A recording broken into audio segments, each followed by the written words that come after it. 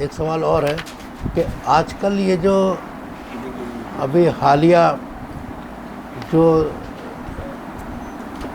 تبرکات کربلا کے اور حضرت زینب سلام اللہ علیہ کے تبرکات کی نیلامی کے حوالے سے جو آج کل یہ ایک شور اٹھا ہوا ہے، تو اس کے ساتھ ساتھ کچھ افراد یہ بھی کہتے ہوئے نظر آتے ہیں کہ وہ نیلامی جو ہوئی ہے، جو اس کو نیلام کیا گیا ہے، تو کہہ رہے ہیں کہ اس طرح سے وہاں کربلا میں یا عام طور پر ہر ملک میں جو ہے سجدگاہیں بھی جو ہیں وہ بھی خاک شفا سے کربلا کی تربت کربلا امام حسین کی تربت سے کہتے ہیں وہ بنی ہوئی ہوتی ہے، کیا ان سجدگاہوں کو خریدنا کیا صحیح ہے، یا جو اسے فروخت کرتے چاہے وہ کم قیمت میں کرتے ہوں، کیا وہ صحیح ہے؟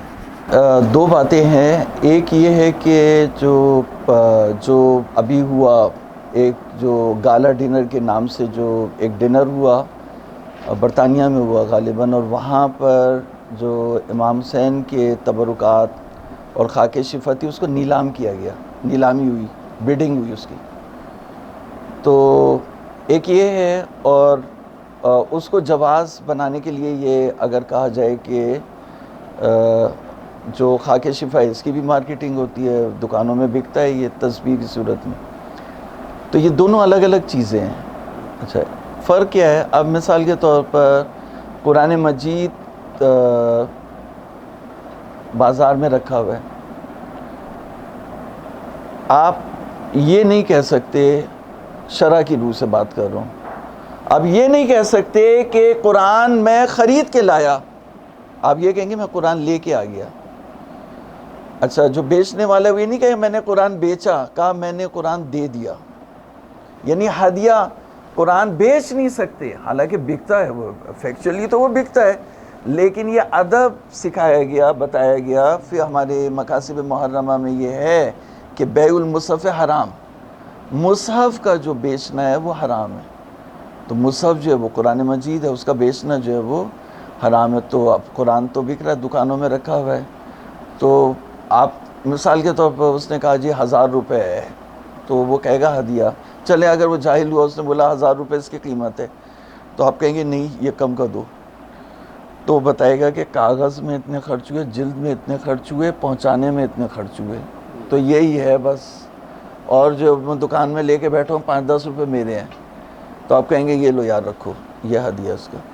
تو یہ ہے بات کہ جو خاک شفا تسبیح اور سجدگاہ کی صورت میں ہے، وہ جو اس نے غریب نے اس کی تسبیح بنائی اور اس کو یا مہر بنایا، سجدگاہ بنائی، محنت کی، پکایا اس کو اور محنت کی، وہ اپنی محنت کی، اس نے چند دانے جو ہے وہ مزدوری کے لے لیے اور وہ کہا کہ یہ اس کا جو ہے وہ ہدیہ، تو وہ اس کی مزدوری کا ہدیہ، وہ خاک شفا کی قیمت نہیں ہے کہ خاک شفا بک رہی ہو.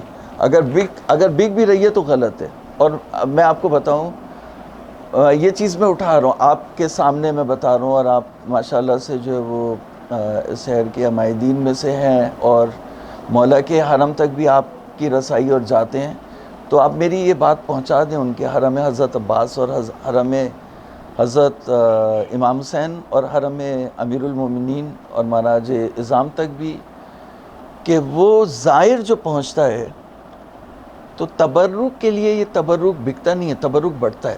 ہمارا دیکھیں مجلس میں کبھی ایسا ہوا کہ تبرک بکے؟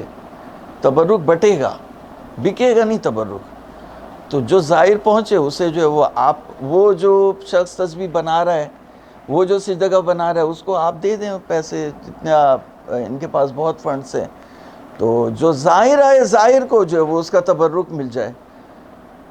آپ قلندری صاحب بہت سے حج کر چکے ہوں گے، ایک حج کیا ہے، چلو میں نے 2 حج کیے، آپ نے بھی حج کیا.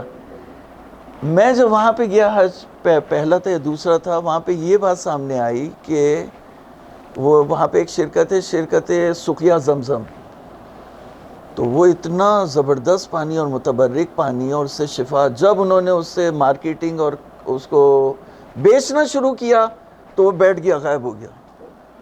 عجیب، اس کے اندر ابھی تک یہ معجزہ شامل ہے کہ وہ غائب ہو گیا. اور میں یہ حیران کہ جہاں زائر پیچھے وہ شرکت سقیا زمزم، شرکت سقیا زمزم جا رہی ہے اور وہ اسی کو پلا رہے ہیں. میں حیران ہو گیا، میں نے کہا ایسا تو دنیا میں کہیں بھی نہیں دیکھا. اور یہ سعودی کہاں سے اتنے مومن ہو گئے کہ یہ جو ہے وہ اس کو پانی پلا رہے ہیں زمزم کا. تو وہ پتہ چلا کہ یہ پیچھے یہ واقعات ہیں کہ جب بھی انہوں نے مارکیٹنگ کی وہ تو کہاں گیا پتہ ہی نہیں چلا گیا کہاں. اور پھر دوبارہ جب زائر کو حاجی کو دینا شروع کیا پھر دوبارہ وہ صحیح ہو گیا. تو انہوں نے کہا کہ بھائی اب یہ انہیں کا ہے، یہ مارکیٹنگ کے لیے. تو کربلا کی خاک جو ہے وہ اچھا امام حسین جب کربلا آئے تو آپ نے، اب میں فقہی بات کر رہا ہوں یہاں پہ، فقہی جو، کیونکہ لوگ کہیں گے کہ یہ اپنی باتیں بولتے رہتے ہیں تو میں فقہی بات کرتا ہوں. ہمارے ہاں کہتے ہیں کہ بیع ما لا یملک، یعنی میں اگر کسی چیز کا مالک نہیں ہوں تو میں اسے بیچ سکتا ہوں ہی نہیں بیچ سکتا. تو جو سرزمین کربلا ہے وہ کس کی ملکیت میں؟ تو ما یملکہ الامام الحسین، جس چیز کے امام حسین وہاں پر شرعاً مالک ہیں اس کو میں نیلام کر رہا ہوں، بیچ رہا ہوں، اس میں رضایت ہے ان کی.